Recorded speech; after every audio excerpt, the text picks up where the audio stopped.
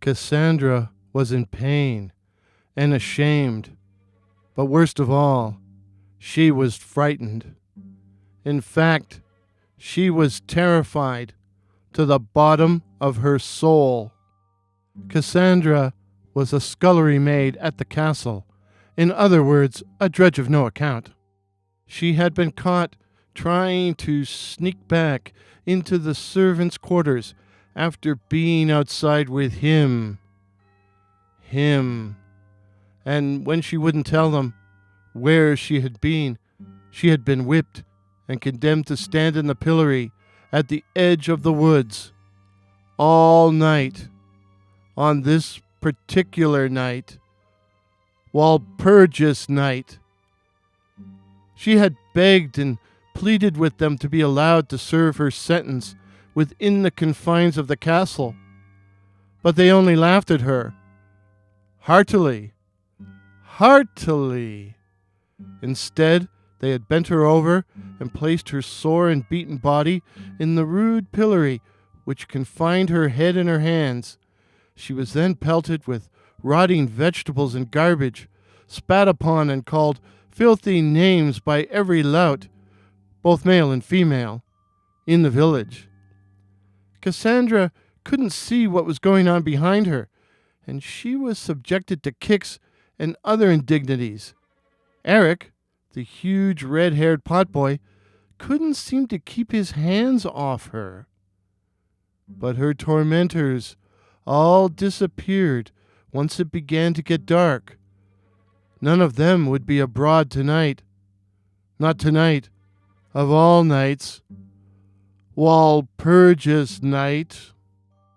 Walpurgis Night, April 30th, was a herald of spring, but it was also the night when the forces of darkness held sway, and witches, goblins, and the dead walked the face of the earth, and she would be all alone with them.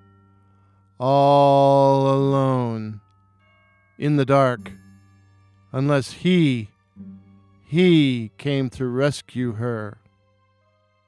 He was a handsome young soldier on guard duty at the castle.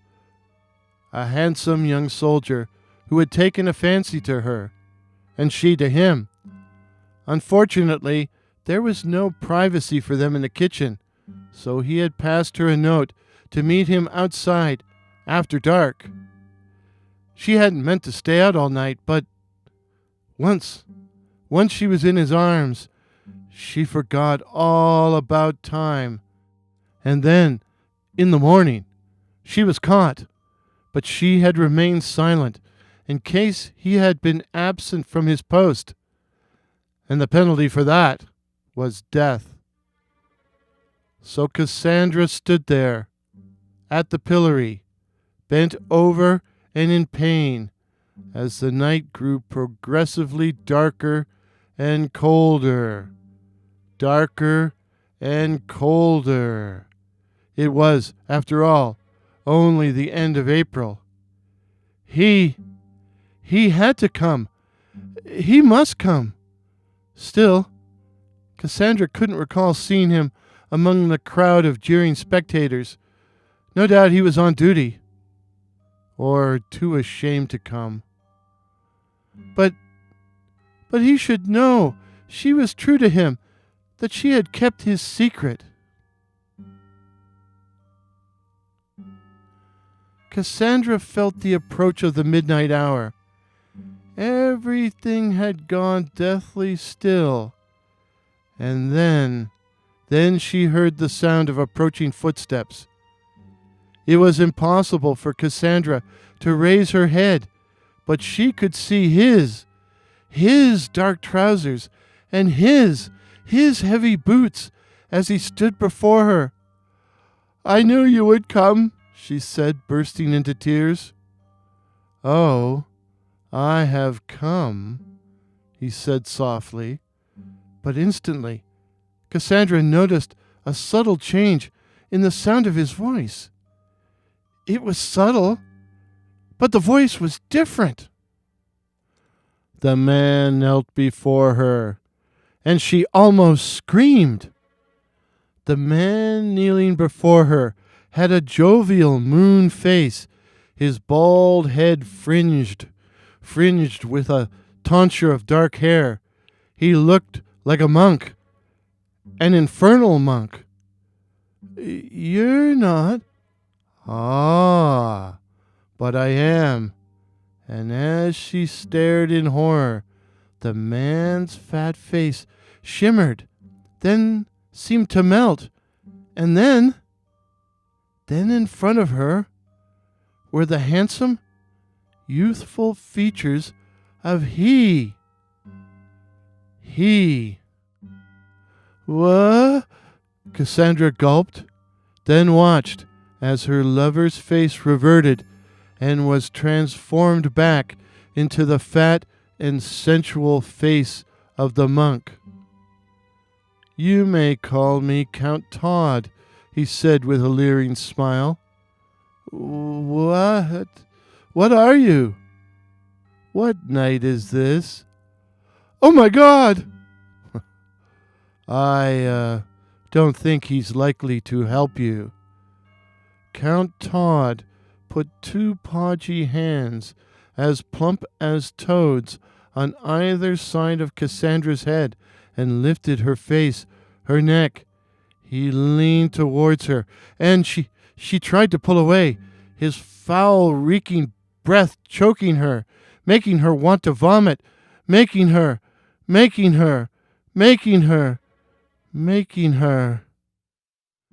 transporting her to bliss, to a greater ecstasy than any she had ever experienced before. For Todd had kissed her.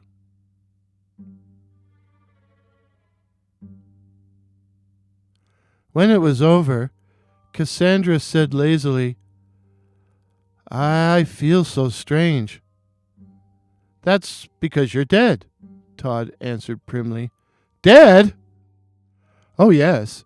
I killed you. I drained your body of all its essential fluids. Your essence, as it were. You are, quite dead.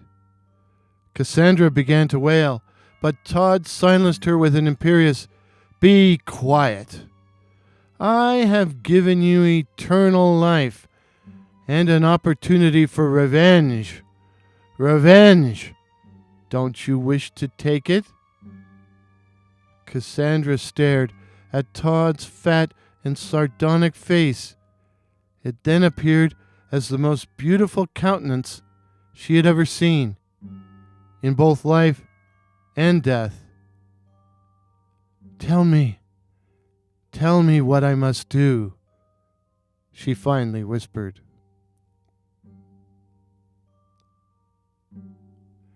Eric, the huge red-haired potboy, was up to his elbows in soapy water when Cassandra glided into the kitchen where he was busy at work.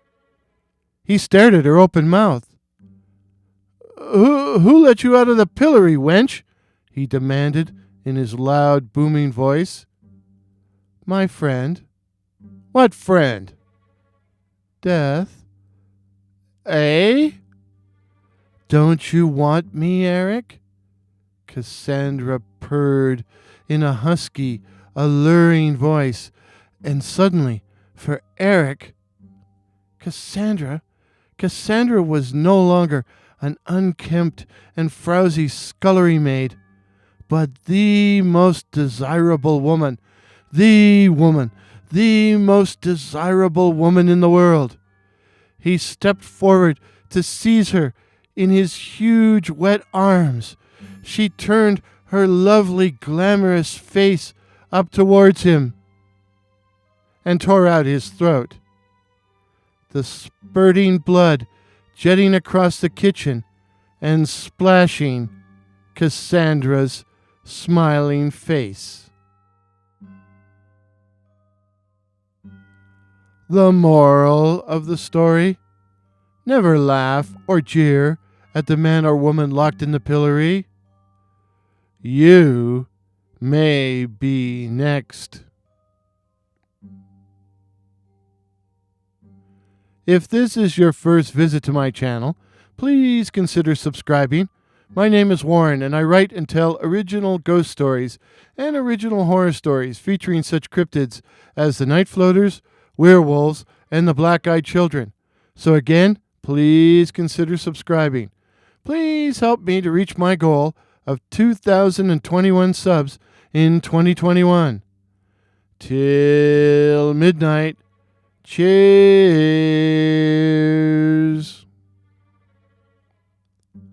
Pictures used in today's video, courtesy of Pix Here, that's PX Here, while the music was the Phantasmagorical Ghost Processional by that patron of the internet, Kevin MacLeod.